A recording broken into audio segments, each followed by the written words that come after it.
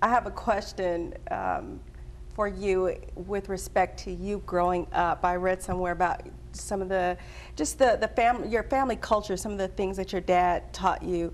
Do you think this area of mysticism and all of that comes from your dad, and is that sort of why you gravitated towards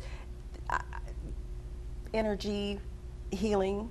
Well, he actually wanted me to be a scientist or a doctor, okay, and not work in this woo-woo world of quackery.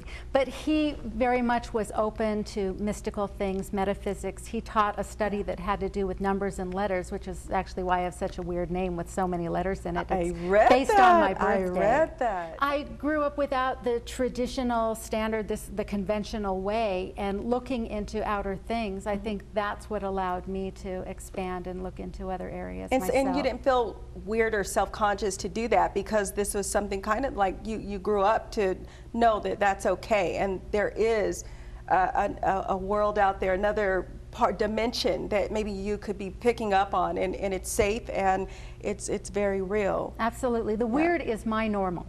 Okay. That's where I'm most comfortable, working with the weird stuff. The weird stuff. So give us an example of some of the weird stuff.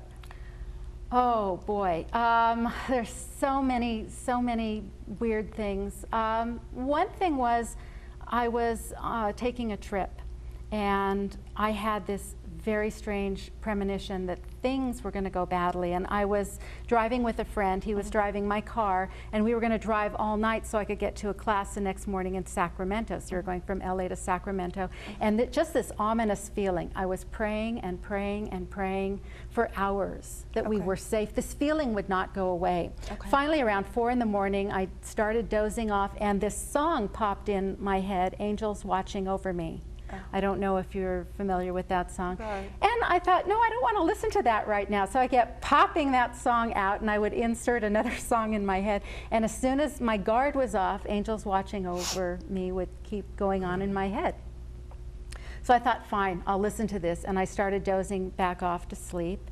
And I woke up with a start, and this voice said to me, "Whatever happens, don't open your eyes and you'll be fine." And I started to feel the car drift off the road. I heard my friend say, "Oh no," and I just knew that the car was going to start rolling over side. And I braced myself, and I paid attention to the voice, and I did not open my eyes. And I just kept saying, "God is here, we're protected, all is safe, all is well." And the car stopped. Actually, instead of rolling, because I was bracing for that, the car started spinning like we were in a vortex, which was really weird. We stopped, and we were in a ditch. CHP showed up. My friend went to find help. It was 5 in the morning now, and we were kind of in a desolate area, but there was some sort of a building far away. So he went to get help.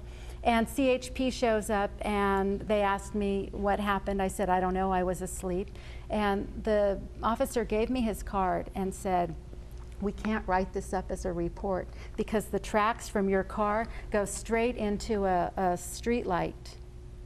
And what happens when people hit those is they fall on the car, and we rarely see any survivors. However, your tracks continue on the other side. We can't explain it. We are not writing this up."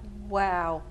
He said, we'll call a tow truck for you, but we're taking off. If you ever need a report, use our card. We'll figure something else out.